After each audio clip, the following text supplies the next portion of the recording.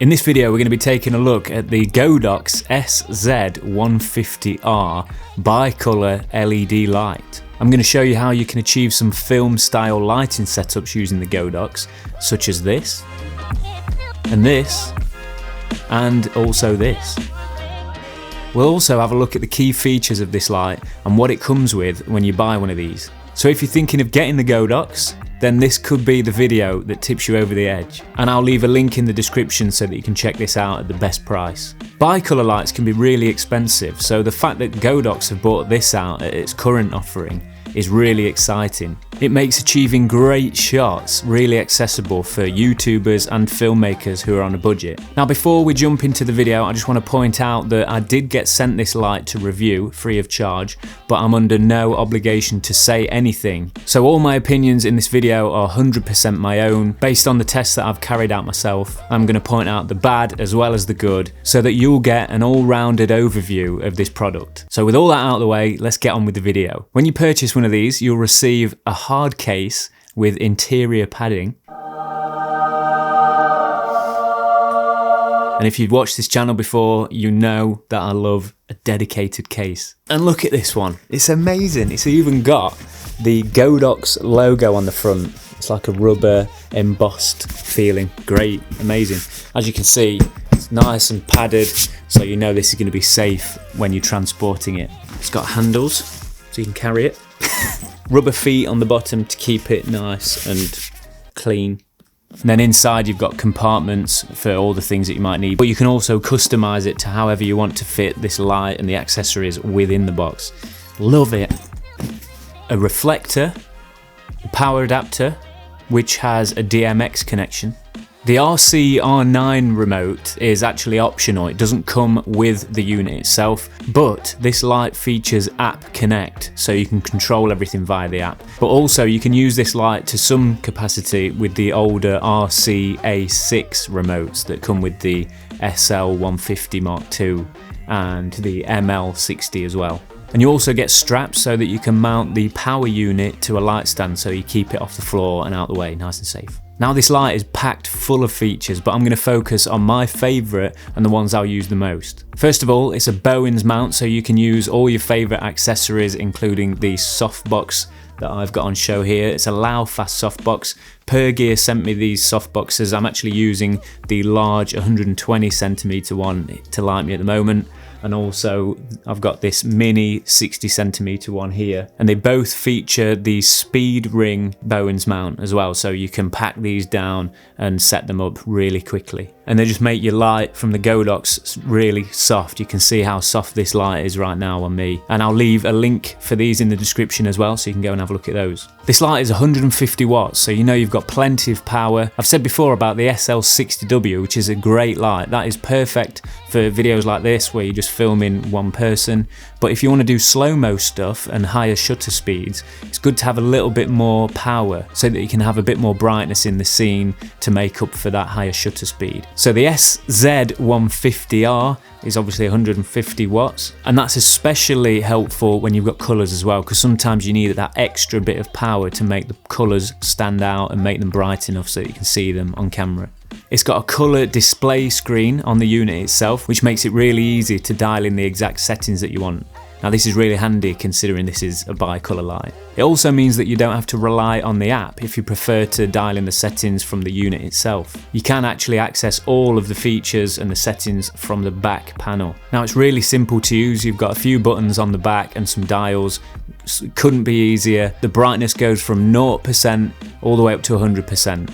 So you've got a nice big range there. You can go as dim as you like, because it's good to have the 1%, and then also as bright as this light will go. Now it's got really good colour accuracy, a CRI of 97 and a TLCI of 96, so you know you're going to get good accurate colours. So you've got temperature control on this light, which is one of my favourite features. I know it's simple, but it makes such a big difference when you're trying to match the white balance with your camera. It goes all the way from 2800 to 6400 Kelvin, so nice big range from warm to cool.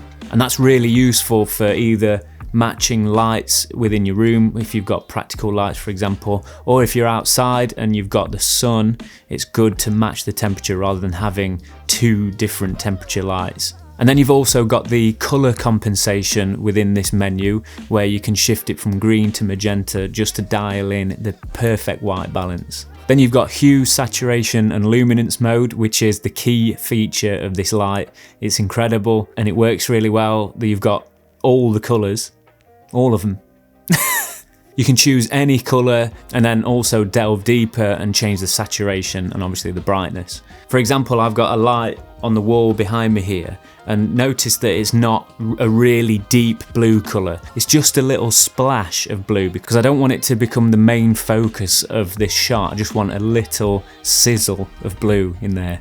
We don't want it to be too in your face. And I'm going to show you some examples of what this light can do shortly. It's fitted with Bluetooth, so you can connect to the app, which you can control all of the features from there apart from the fan. You have to turn the fan on and off from the unit itself, but that's not a problem. If you know you're going to need the fan, it's probably best to turn it on at the unit and then control everything else with the app. Without the fan, it goes up to 35%. If you want to go any brighter than that, then you'll have to just switch the fan on, which is no problem. It's still super silent and it's obviously nothing without the fan on.